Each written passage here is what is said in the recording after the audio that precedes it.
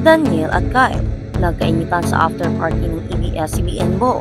Daniel Padilla hindi nagustuhan ang pagiging touchy ni Kyle kay Kathryn.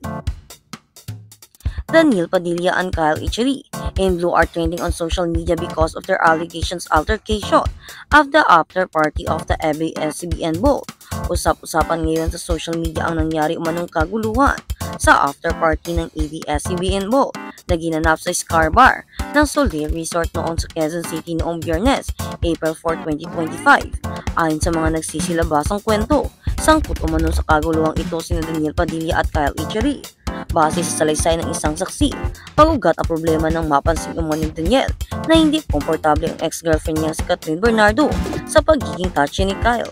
Si Kyle ang isa sa mga kasama ni Kathryn sa after party ng ABS-CBN Ball na may mga timang Brighter Together na kumpirma kasama sina Kathryn at Kyle sa after party. Dahil sa isang video na in-upload sa social media, kikita magka-holding hands ang naglalakad ang dalawa kasama Kathryn at Kyle sina Dali Dillon, Donnie Pangilinan at Bill Mariano. Ayon pa sa mga ulat, naganap ang kaganang muling magkatagpo sina Daniel at Kyle sa Sky Bar. Di umano may iba pang mga artisan. No statement naman yet si Daniel. 2 araw na ang nakakalipas buhat nang mangyari ang sinasabing insidente na ito. Lamang linggo, April 6 kumalat.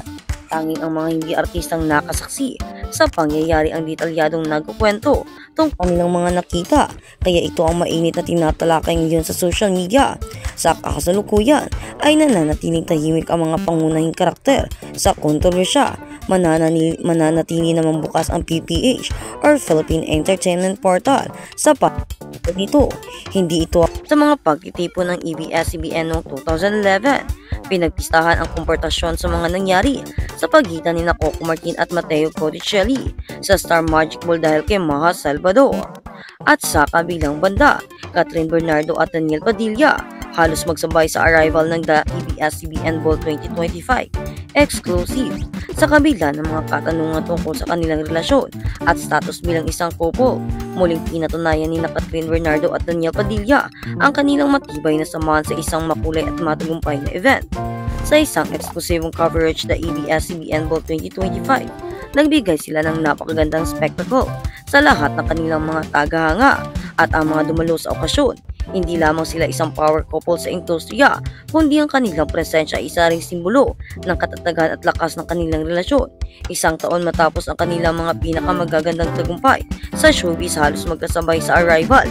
Kilig na walang hanggan ang ABS-CBN Ball 2025 ay isa sa pinakamahalagang social event ng taon sa industriya ng showbiz at hindi maikakaila na ang mga bituin ng Kapamilya Network ay talagang nagbibigay ng kanilang makulay na presensya. Ngunit sa gabing ito, ang pinakainaabangan ng lahat ay ang mga paborito tambalan ng Kathryn, Bernardo at Daniel Padilla. Sa isang exclusive footage, ang kanilang entrance ay hindi tamang puno ng glamour at style, kundi puno rin ng kilig at kasiyahan na tsak na tumatatak sa puso ng kanilang mga fans. Si Kathryn na nagsuot ng isang eleganteng gown ay naging isang vision ng kagandahan, habang si Daniel naman ay nananatiling gwapo sa kanyang well-tailored suit. Ang kanilang matching looks ay simbolo ng kanilang matibay na ugnayan at timeless na pagmamahalan. Pagpapakita ng suporta ang kanilang pagdating ay nagbigay ng isang hindi malilimutang imahe ng pagmamahalan at suporta sa isa't isa, mula sa kanilang sweet glances hanggang sa simpleng pagtulong ni Daniel kay Kathryn habang pumapasok sila. Walang duda na ang kanilang relasyon ay nagiging inspirasyon sa kanilang mga tagahanga. Sa kabila ng lahat ng spotlight ng natural na chemistry, nakitang-kita sa bawat sabit ng kanilang mga pagsalawa. Isang taon na ang mga lumipas, pero nandoon pa rin ang kanilang karasma dalawa kahit nagtitigan lamang. Bilang isang couple na matagal na tinitilian at iniidolo ng marami, matagumpay na gabi para sa Kathryn.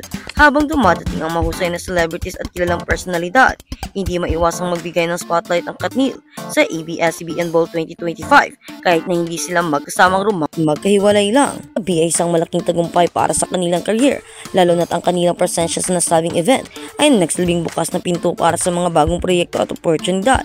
Ang tambalan ni Kathryn at Daniel ay patuloy na nagpapaklig at nagbibigay inspirasyon sa mga kabataan at showbiz fans, at wala nang masigit pa kundi ang makita silang magkasama sa iisang masaya at makulay na gabi tulad ng ABS-CBN Bowl.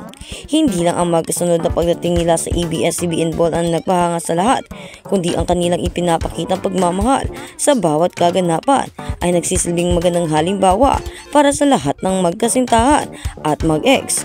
Ang pagkakaroon nila ng sariling mundo sa harap ng publiko ay isang patunay na ang pagmamahal ay higit pa sa mga cameras at spotlight, bagamat nasa ilalim ng matinding scrutiny at mga pressures ng showbiz si Catherine at Daniel ay patuloy na nagpapakita ng kahalagahan at pagiging tapat at masaya, maligaya sa sarili at sa isa't isa.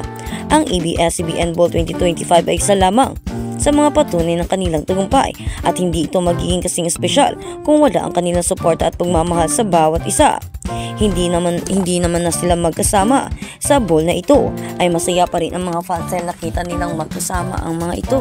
Magkahiwalay man sila sa entablado at hindi na muling magkasama ay nagiging masikat pa rin silang dalawa kahit na kanya-kanya. Nagiging tinitilian pa rin sila at masaya pa rin ang kanilang fans na makita silang magkasamang dalawa. Kaya naman, masaya ang mga fans na makitang magkasama ang kanilang mga iniidolo. Kahit man na hindi sila kasama sa iisang stage ay ayos lang daw. Basta ang importante ay makita silang magkasabay na nasa stage kahit na hindi na magkasama sa iisang entablado or magkasabay. Ang importante daw ay makita nila sina Daniel at Catherine na nandoon. At ang pinapakita nila Catherine na tinitilian sila ng kanilang mga fans kahit na hindi na nila kasama ang isa't isa ay isang magandang senyales na matagumpay sila sa kanilang career kahit na wala na sila sa isa't isa, kahit hindi na sila kasama at hindi na sila mag-on. Talaga namang hinahangaan sila. Ikaw ba nga naman, 11 years na pinagsamahan nila, maraming fans ang kanilang nakuha, maraming fans ang humahanga sa kanila, kaya hindi na imposible na kahit na nagkanya-kanya sila, isang taon na ang lumipas, ay maging masaya pa rin sila at sinusuportahan ng kanilang mga fans at marami pa rin mga fans ang kanilang nahahakot. Ito ay isang patunay na kahit na magkahiwalay sila, ay sisikat pa rin sila kahit wala ang isa't isa. Isang patunay na pareho silang magagaling na artista, pawang parehong magandang hangaan dahil parehong magagaling. Hindi na kailangan pang i-compare. Walang nalao sa kanila ni isa. Pareho silang nagkaroon ng kanya-kanyang mga projects, nagkaroon ng mga sikat na entablado advertisement. Kaya hindi na rin kataka-taka na ganito ang naging reaksyon ng mga fans, pero nakakapanghinayang din daw dahil hindi na nila makikita ang sweetness noon. Pero ayos lang. Ang importante, masaya sila kahit magkahiwalay, diba? Daniel Padilla and Kyle Echeri and Blue are trending on social media because of their allegations altercation of the after party of the ABS-CBN Bowl. Usap-usapan ngayon sa social media ang nangyari umanong kaguluhan sa after party ng ABS-CBN Bowl na ginanap sa Scar Bar ng Soleil Resort noon sa Quezon City.